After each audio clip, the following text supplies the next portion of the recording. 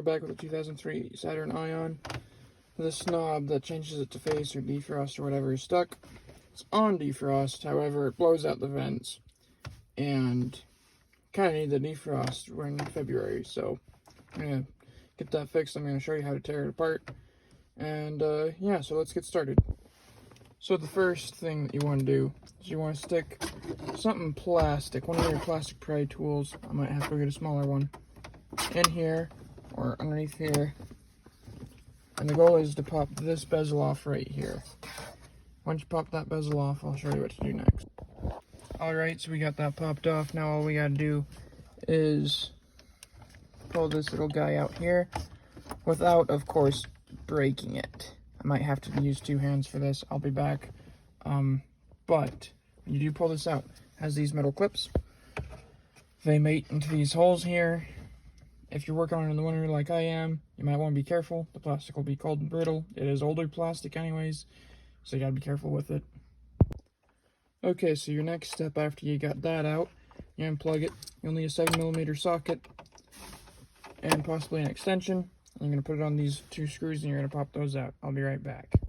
So I ended up having to pull out the head unit. I don't know if you guys can see back in there or not. Yep, see right there, that spring. We got to take those off and take out that cable somehow. There's two, one for each one of these knobs.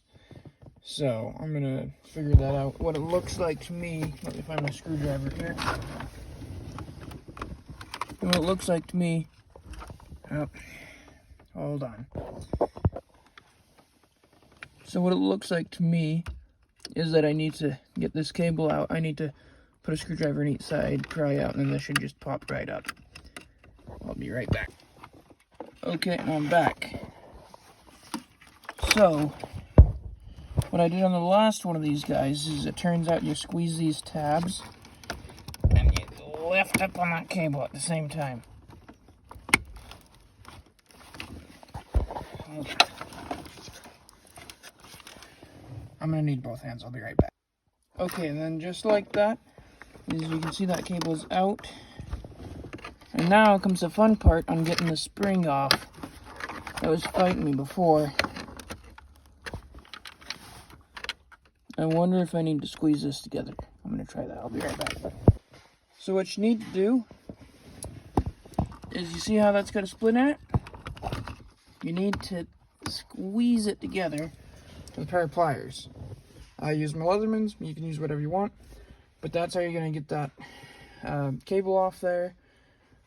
What ended up happening was this knob, I turned it to face one day.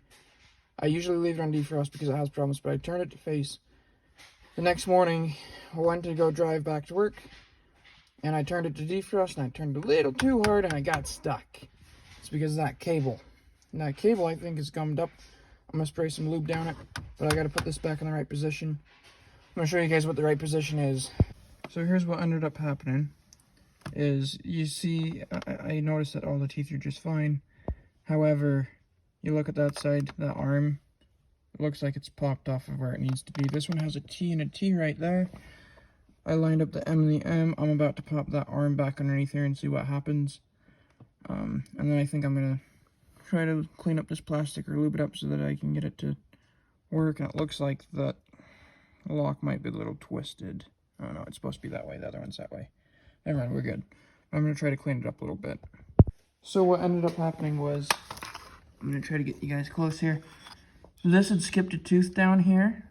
And so I just pushed down on this gear a little bit and up on this gear a little bit. And I twisted the knob at the same time. I got to skip the one tooth that I needed. And then on this, I originally put it underneath this corner tab here, but it wasn't turning exactly how it needs to. And then I looked over here and I realized that this one, hold on. This one was set up to where it can rotate all the way around like this, see? So I knew that this one had to be similar, so I ended up putting it underneath there. And now it turns all the way nice and smooth. So what I'm going to do is I'm going to lube this up. I'm going to lube this up. I'll show you guys the proper way to put it in, at least on the video that I found. And then I'll show you the reassembly on this. But just to show you that it works, there's defrost all the way to face, and cold all the way to hot. Ta-da! I just want to document this and show you guys really quick. That's what it looks like. See that ridge right there? That's why you can't just pop the spring off like I did on the first one, and it was a lot harder than just pinching them tabs together. While I'm here, this is just what it looks like close up, just in case anyone needs this documentation on how it works. There's your, I think, 7-pin connector there. You got another, what is that, 12-pin? A couple other 7mm on the back holding this thing together. This is what your HVAC controller for a Saturn Ion looks like. You can take this faceplate off and you can try to repair that switch, because if you ever try to replace it, they say that it never works the same, so I don't know. Hopefully mine still works when I put it back together. We're going to find out. But what I'm going to do is I'm going to set it to where these levers are all the way in the right position like this guy, and I'm going to reinstall. So what I'm doing is I'm just going to try to reach my hand in here and show you guys. I'm just going to pop that guy in, and then pull this guy all the way out until he goes on and clicks on, just like so. And there you go. And then I'm going to move on to the next one to make sure he operates fine. Looks like it. Fantastic. I'll move on to the next. Just to let you guys know, when I went to take this out, I was struggling after I took the bolts out.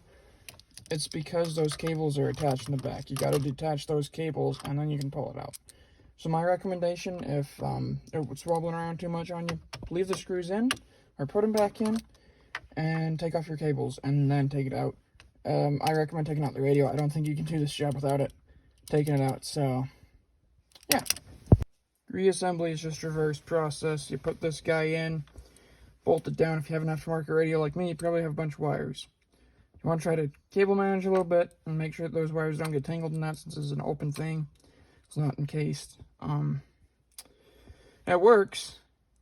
I mean, these spin just fine. It's still a little stiff. I think it's either the cable or the blend door. I'm going to spray both down with some lube, see what happens.